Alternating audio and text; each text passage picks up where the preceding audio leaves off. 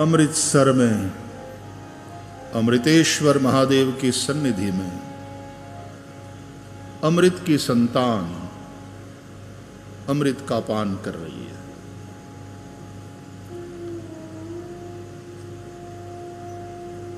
नामामृत जिसका आस्वादन हमारी रसना करती है, जिह्वे पिबस्वामृतमेतदेव गोविंद दामोदर माधव इति।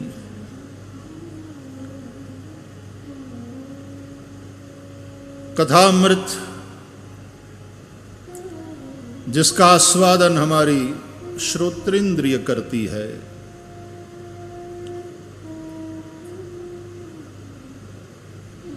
श्रीमद् भागवत में भगवान वेदव्यास जी निवेदन करते हैं कि मनुष्य जन्म लेने के पश्चात जिन्होंने अपने कान से भगवान की मंगलमयी कथा का श्रवण नहीं किया, वो कान कान नहीं है। बीले बतोरुक्रम विक्रमान ये न शृण्वतः कर्णपुटे नरस्य। वे सर्प के रहने की बिल है। आप लोगों को पता ही होगा कि सर्प बिल बनाता नहीं है, किसी अन्य प्राणियों के द्वारा बनाए हुए बिल में वो आश्रय लेता है।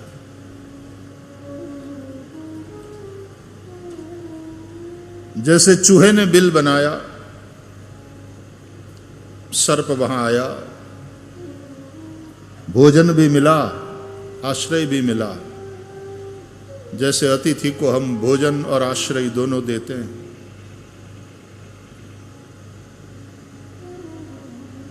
यदि हमने अपने कान से भगवान की मंगलमयी कथा का श्रवण नहीं किया,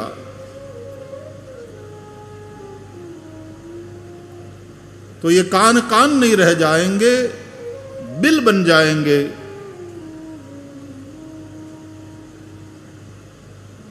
और फिर उसमें सर्प प्रवेश कर ले, ये स्वाभाविक है। कौन सा सर्प? भागवत में, रामचरितमानस में अमुक प्रकार के सर्पों की चर्चा करी गई। श्रीमद् भागवत में संसार को सर्प बताया है व्यास जी ने।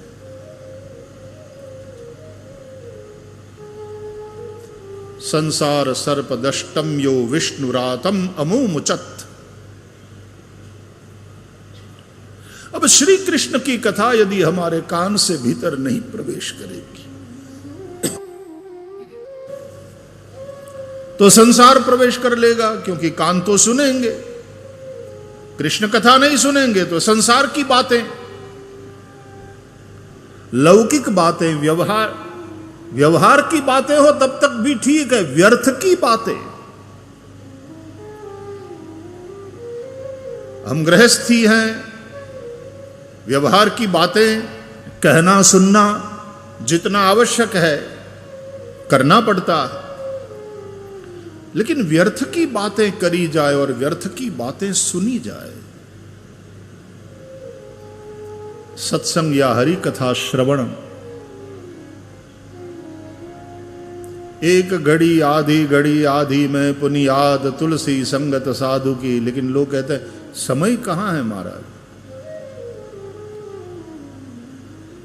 इन सब साधनों के चलते समय तो बचना चाहिए था, लेकिन वही वस्तु हमारे समय को खा गई। तो व्यर्थ की बातें,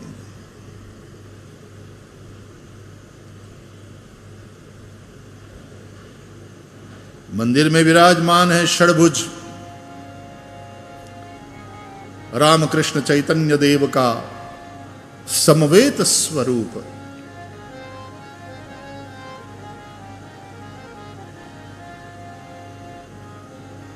रूपामृत है।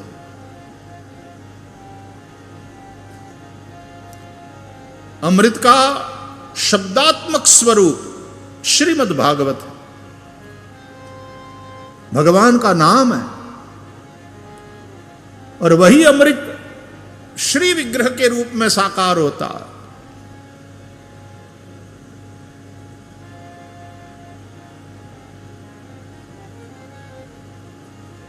तो रामकृष्ण चैतन्य देव के रूप में हमारी आंखों के सामने अवस्थित हो जाता है।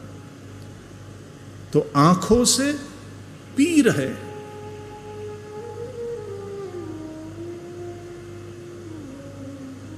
श्री कृष्ण बहुत समय तक द्वारका से बाहर रहते हैं, कभी कुरुक्षेत्र में, कभी कहीं बहुत प्रवास रहता है। और द्वारकाधीश जब वापस लौटते हैं द्वारका में, तो द्वारकाधीश प्रभु की पत्नियां, बच्चे तो दौड़ कर जाते हैं, कोई बड़े हो गए तो प्रणाम करते हैं, द्वारकानाथ हृदय से लगाते हैं। लेकिन एक मर्यादा है। अंतःपुर की बात अलग है, अपने शयनखंड की बात अलग है। जहां इतनी जनता है, जहां इतने परिवार के लोग एकत्र हुए हैं, वहां श्री कृष्ण की पत्नियां तो कहते हैं इस तरह से देख रही है श्री कृष्ण को जैसे नेत्रों से पी रही हो।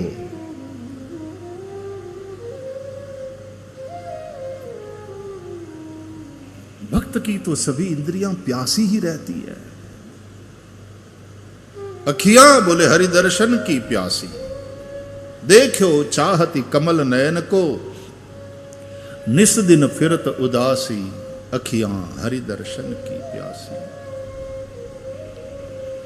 भक्त के कान प्यासे रहते हैं हरि कथा श्रवण के लिए। जिह्वा निरंतर उस अमृत का पान करती रहती है। जिह्वे पिबस्वामृतमेत देव।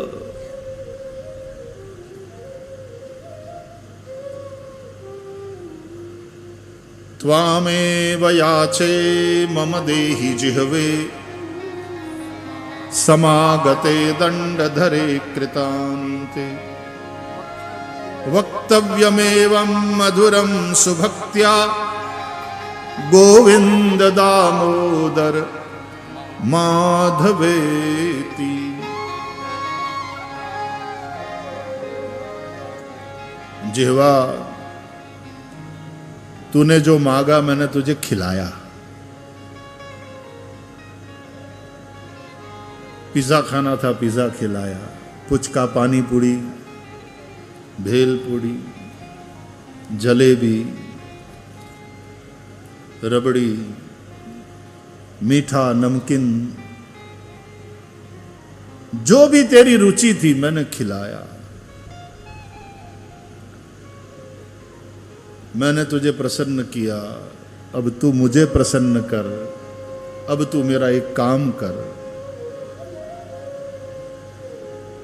जब कृतांत यम समीप आ जाए,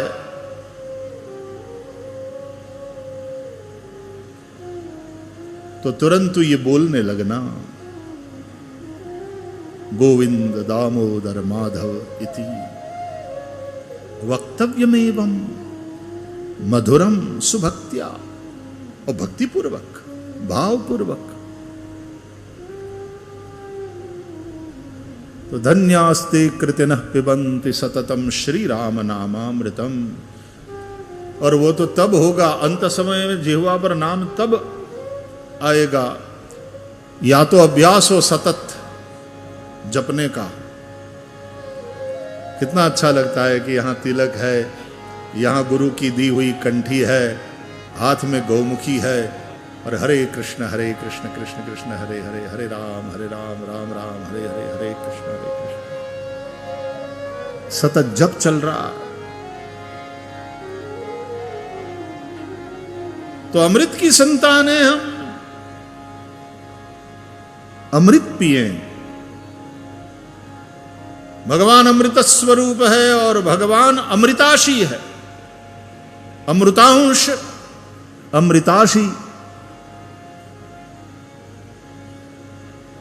अमृत का ही भोजन करते। तो आंख उस अमृत का पान करें। दर्शन करने का तात्पर्य है प्रेम पूर्वक आंखों से अपने आराध्य को, अपने प्रेमास्पद को पीना। संकीर्तन का तात्पर्य है अपने आराध्य का नामामृत जिह्वा से पीना। श्रवण भक्ति का तात्पर्य है कान से अपने आराध्य के गुण नाम और लीलाओं का जो संकीर्तन हो रहा है वहां बैठ करके श्रवण करना। तो यदि कान वो श्रवण न करे तो फिर बिल है। बीले बतोरुक्रम विक्रमान ये न शृण्वतः कर्णपुटे नरस्य, तो बिल बन जाते हैं। तब सर्प आकर इसमें प्रवेश कर लेते हैं। कौन कौन से सर्प? बोले एक तो संसार रूपी सर्प, संसार की बातें, व्यवहार तक ठीक है, व्यर्थ की बातें,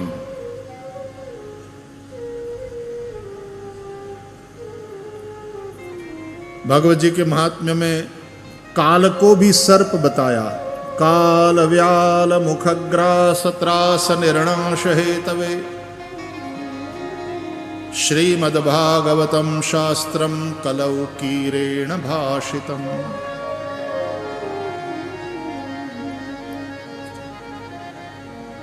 रामचरितमानस में संशय को सर्प बताया है तुलसीदास जी ने। कथा कैसी है? बोले संशय सर्प ग्रसन उर्गादः।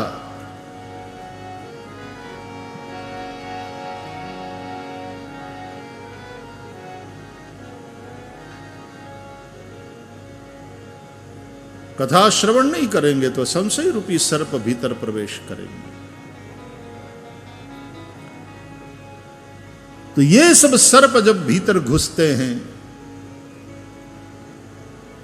तो कान कान नहीं रह जाते, वो सर्प के बिल बन जाते। कर्णपुटे नरस्य, ये पुट दोना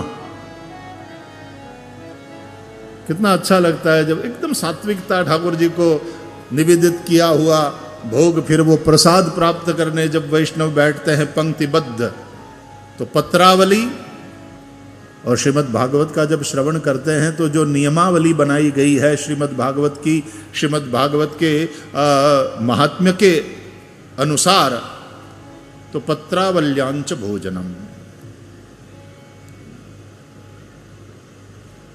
पत्रावली में भोजन। शुरू शुरू में नए नए इस कथा क्षेत्र में आए थे ना, तो थोड़ा तब ज़्यादा रहता है कुछ इसमें जो लिखा है सब करने का। तो भूमि शयन किया कई सालों तक,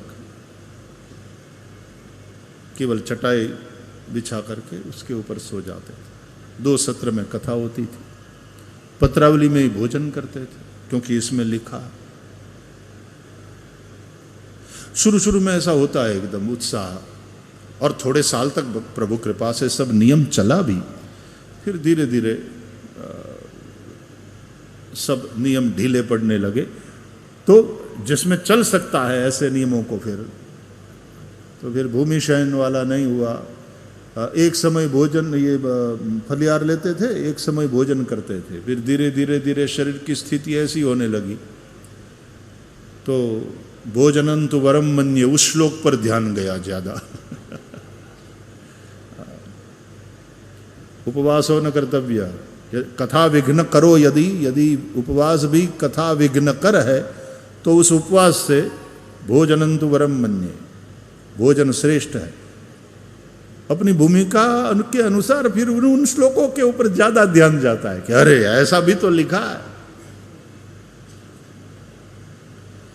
लेकिन पत्रावली में भोजन करने में बड़ा आनंद आता है। मंगवाते थे विशेष रूप से पत्रावली, दोना, और तब तो बहुत, क्योंकि भंडारों में भी पत्रावली और दोना ही चलता था उन दिनों में। फिर थालियाँ, ये धातु की थाली है, अब तो प्लास्टिक वाली प्लेट ही चलती है सब जगह। तो पत्रावल्यांच भोजनम, तो पत्रावली, दोना, तो कर्णपुटे नरस्य बीले बतोरुक्रम विक्रमान ये न शृण्वतः कर्णपुटे नरस्य। ये कान जो है उसको पुट बना करके और उसमें कथा रूपी अमृत को भर भर करके पिए।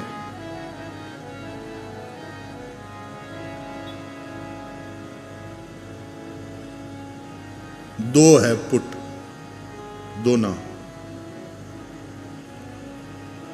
दो है तो उसमें सुविधा क्या है?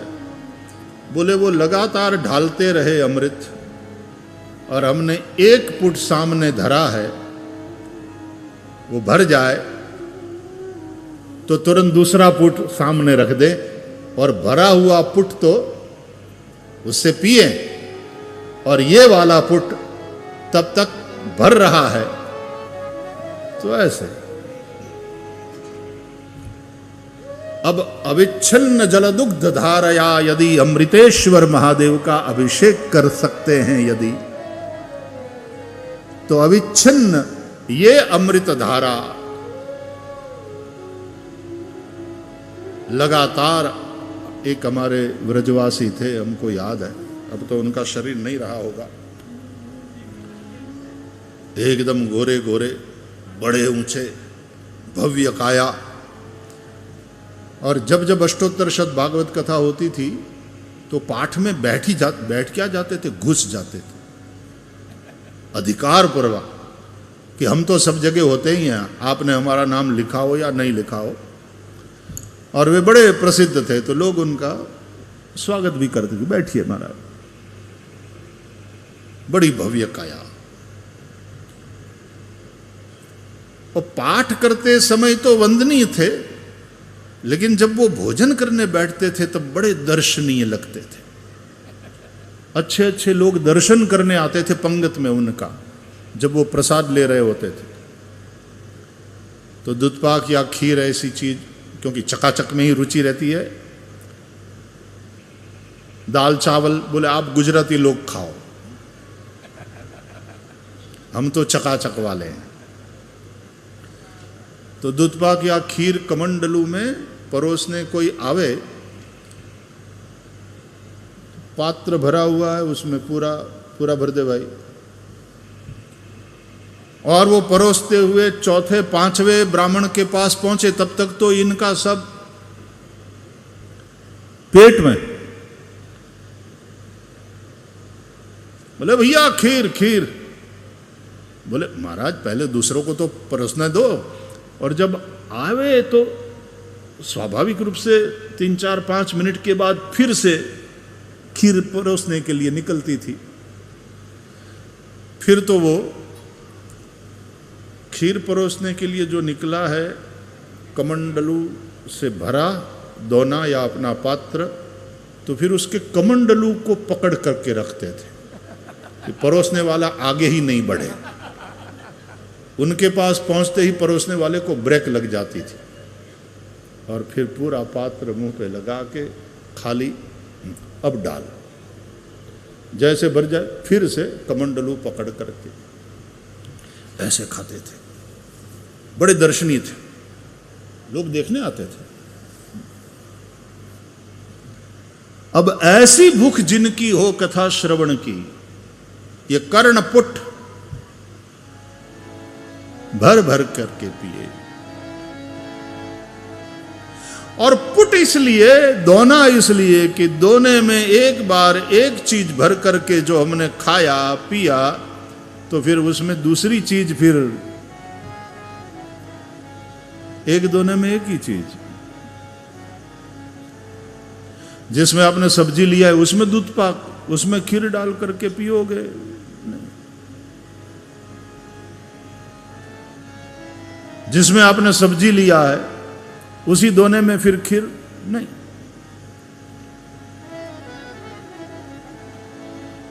जिस दोने में एक बार खीर भर करके पिया है उसमें फिर दूसरी चीज नहीं लेते। जिसके कान ने हरि कथा श्रवण किया है और उसका आनंद लिया है, वो फिर व्यर्थ की बातें सुनने में कोई रुचि लेता नहीं। जिन हरि कथा सुनी नहीं काना।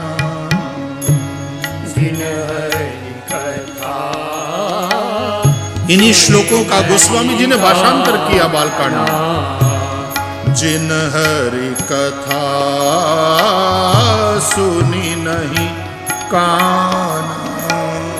जिन हरि कथा सुनि नहीं काना। श्रवण रंध्र अहि भवन समाना।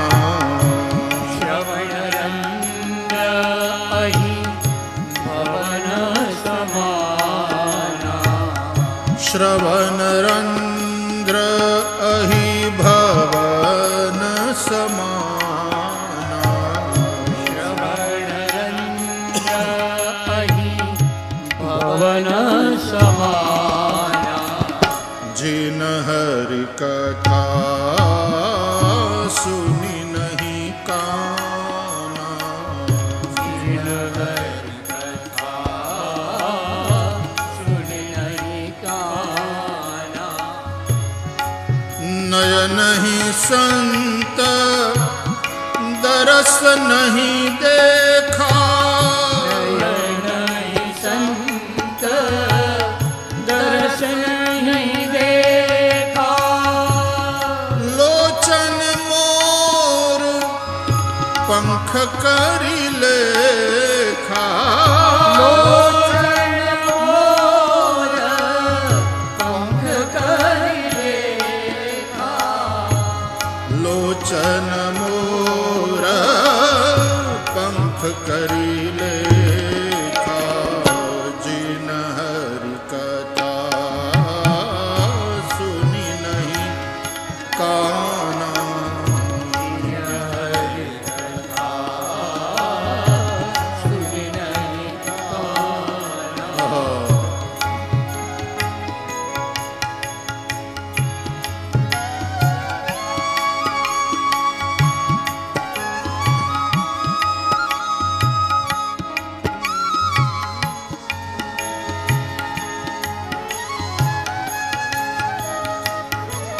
जिसके नेत्रों ने कभी प्रभु का दर्शन नहीं किया,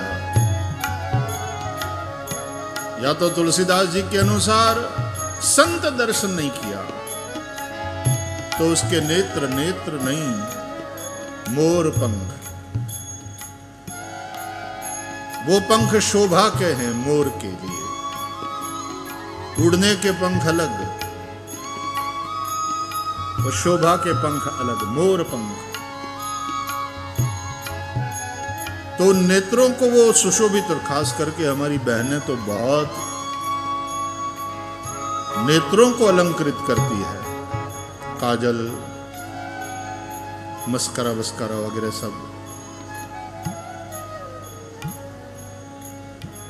मोर पंख की तरह केवल वो शोभा के।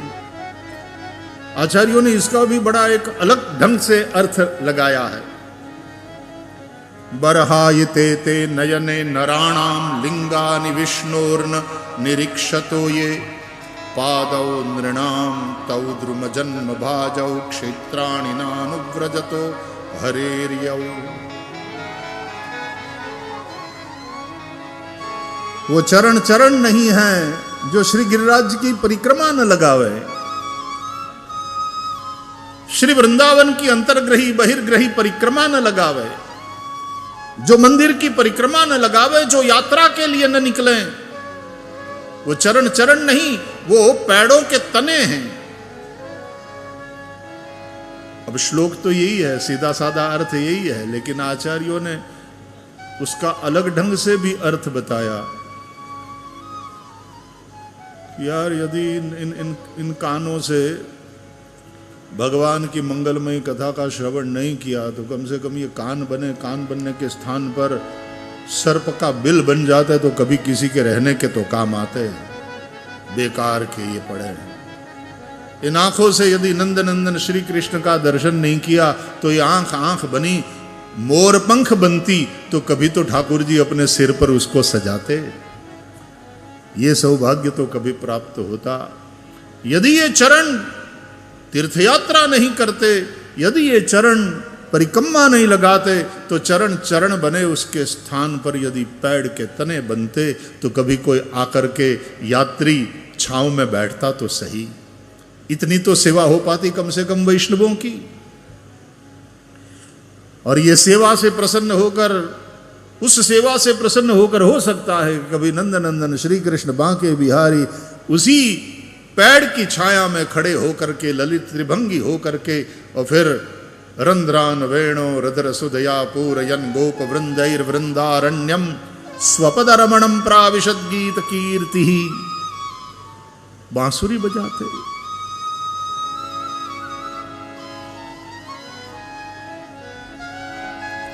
तो भाई ये इंद्रियां, इतना अद्भुत शरीर मिला है मनुष्य का हमें, बड़े भाग मानुष तन पावा, दुर्लभो मानुषो देहो। और वो मिला है तो इन इंद्रियों से अमृत पीने के लिए मिला है। पी सकते हैं अमृत, और उपलब्ध भी है, बिल्कुल अवेलेबल है। और यदि इन इंद्रियों से हम अमृत न पिए, भगवान के अंश है, अमृताशी बने हम भी, अमृत भोजी। भौजी अच्छा भी लगता है, लेकिन अमृत भोजी, अमृत का ही भोजन करने वाले, अमृताशी, अमृत की संतान, अमृतेश्वर की जहां कृपा हो।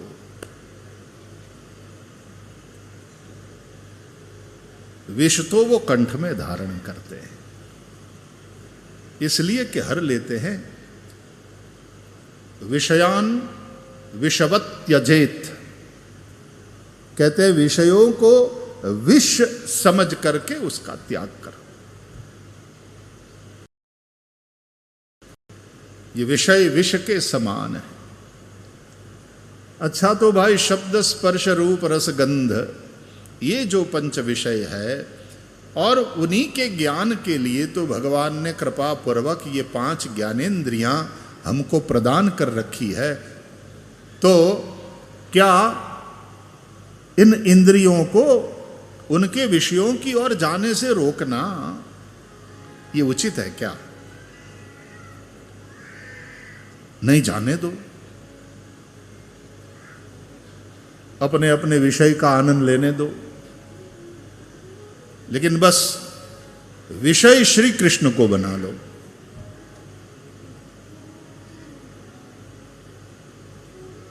तो फिर वो विषय विष नहीं रहेंगे, वो अमृत ही बन जाएंगे। विषय यदि श्री कृष्ण का हो जाए, आंखों का देखना है, आंखों को रूप, लेकिन संपूर्ण सौंदर्य राशि भगवान नंदनंदन श्री कृष्ण वो सामने आकर के खड़े हो जाए, अखियां हरि दर्शन की प्यासी, तो फिर अमृताशी है। जरूर सुने कान, कान दिए हैं भगवान ने सुनने के लिए हैं, लेकिन सुने तो हरि कथा सुने।